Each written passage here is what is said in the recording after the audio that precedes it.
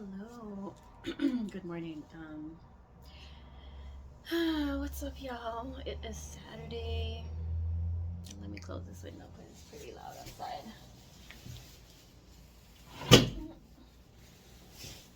Close this one too.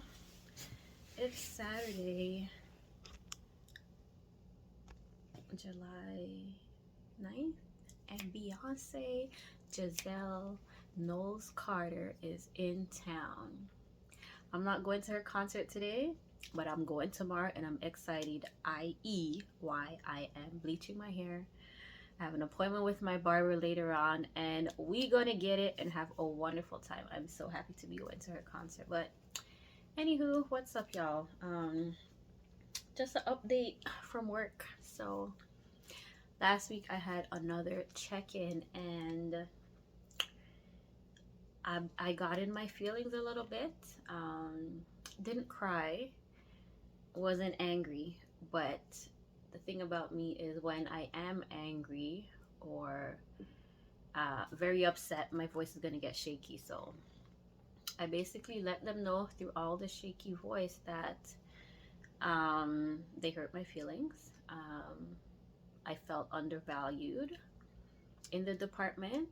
I felt as if they didn't care about me as someone that contributes and does their best and has the habit of going above and beyond to support the room, and that I felt like they excluded me from a conversation that affected me essentially, right?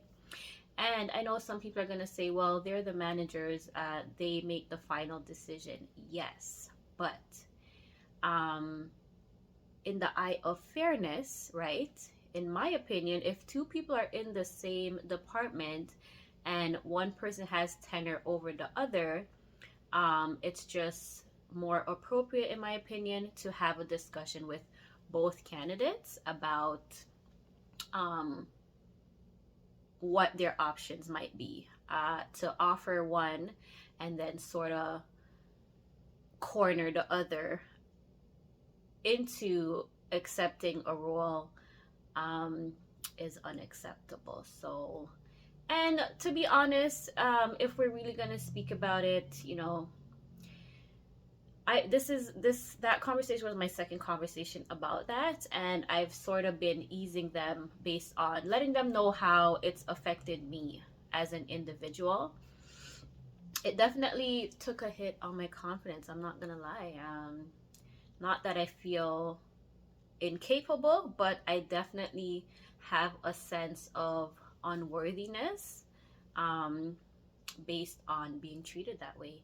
And if y'all didn't know, in the greater society, it's called being marginalized, which is a form of oppression, and also having a sense of powerlessness in decisions that affect your life. So that is the greater conversation, and I hope I would hope to say that my managers can pick that up themselves, because I'm gonna be honest with you, I don't feel it's my duty to teach people anything that I want to learn about. I'll be googling the most random stuff. All I have to do is hear someone mention a word, a book, any subject matter, and if I don't know and I'm interested in learning, I will Google it and go look it up. Say, hey, what does this mean?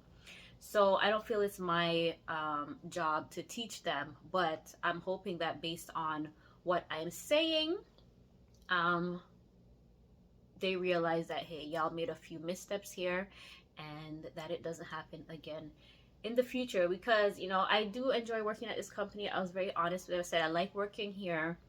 My intention is not to go to school and get another job, but they said to me, oh, either or, they would be supportive of that. But I feel that a lot more work can be done. They do DEIB training, which is diversity, equity, inclusion, and belonging. And if I'm gonna be honest, the individual wonderful, beautiful, African American, but she was hired as an outsider into the company. And when I think about it, I really had to wonder, like, could you guys not have found anybody in Canada to hire for the managerial position for this team? So even that in itself is kind of, it doesn't make any sense to me.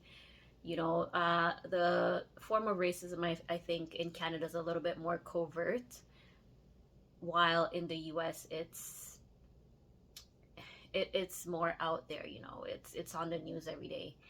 um so even that, because listen, let me be the DEIB teacher, trainer, partner, and I'm giving it to them straight. Like, listen, y'all be doing some funny mess in here, and it's not appropriate. I went to a DEIB training the other day, and it was mostly based on microaggressions, and that was like maybe 3-4 months ago. So I'm like, when is the next one? And that was a 2 day, I think, 2 or 3 hour class. And I'm like, okay, what's next? I heard nothing since. But anyways, yeah.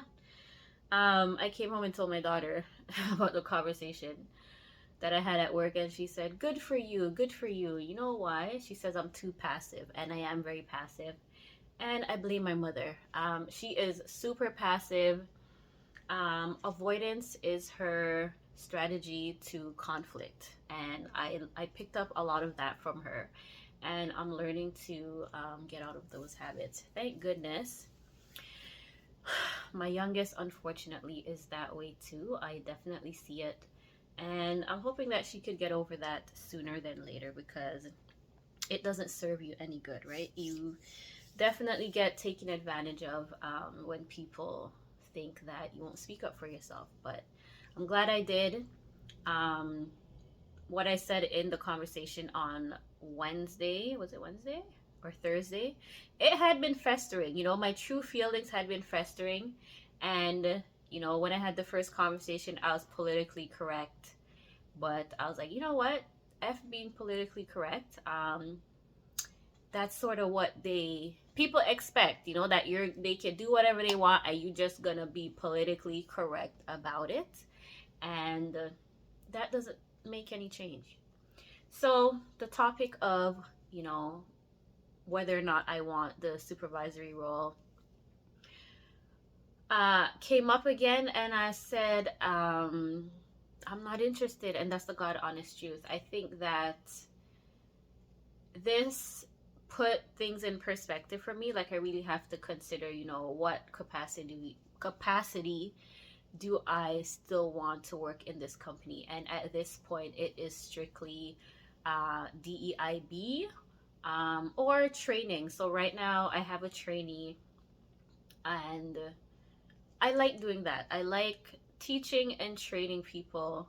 That brings me the most joy, and I think that will bring me the most joy versus going into a role that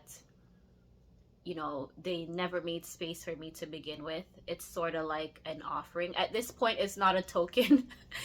It is an offering to appease me, because I think they believe that I'm angry that I didn't get it and that I still want it. I was upset that I didn't get